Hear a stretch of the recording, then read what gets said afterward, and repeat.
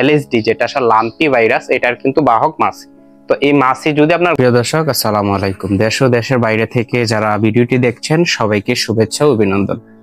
তো আজকে আমি বলতে যাচ্ছি একটা গোপন টিপস, যেটা আসলে অনেকে জানেন কিংবা অনেকে জানেন না। অনেকে জানেন আসলে, কিন্তু আমাদের যারা খামার করি কিংবা যারা কৃষক তাদের কিন্তু আসলে প্রচুর জ্বালা। যেমন আজকে আমি যে জায়গায় অবস্থান করছি এই খামারে বলা যায় যে মাছির এতই প্রাদুর্ভাব যে আমি আসলে দাঁড়াতে পারছি না, আমাকে এরকম কামড় দিচ্ছে, মশার থেকেও বেশি যন্ত্রণাদায়ক এরকম হচ্ছে।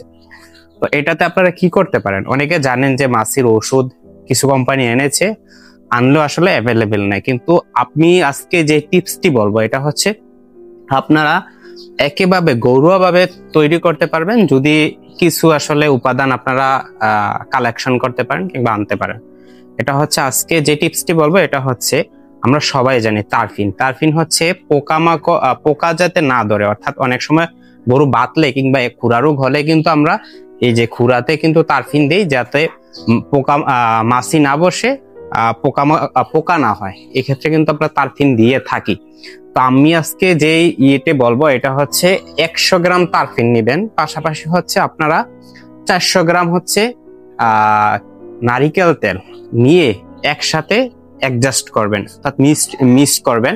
মিক্স করে হচ্ছে এটাতে আপনারা কি করবেন হচ্ছে যে স্প্রে পাওয়া যায় 40 থেকে 50 টাকা একটা স্প্রের মতো, এটা হচ্ছে আপনারা 2 লিটার কিংবা 1 লিটার বোতলে ভরে পরবর্তী সময়ে সকাল বিকাল যতবার আপনাদের মনে হয় এই যে আশেপাশে খাবারের জায়গা বাদে আশেপাশে স্প্রে করে দিবেন। তাহলে কি হবে, মাছি এবং মশা বসবে না। এটা হচ্ছে আপনার মাছি মশা না বসার একটা ঔষধ।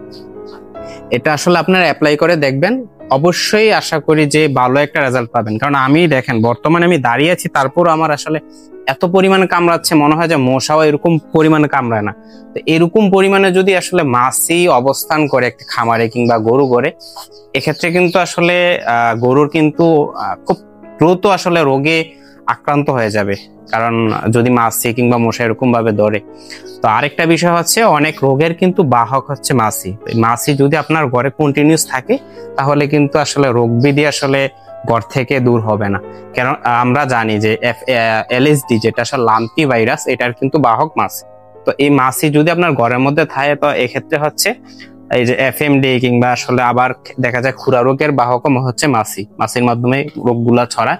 তো এক্ষেত্রে হচ্ছে যদি মাছি মশা মুক্ত থাকে তাহলে কিন্তু রোগবালাই কম হবে। তো এই টিপসটি আপনারা সবাই ফলো করবেন, তাহলে কিন্তু আসলে ভালো রেজাল্ট পাবেন। সকলে ভালো থাকবেন, সুস্থ থাকবেন।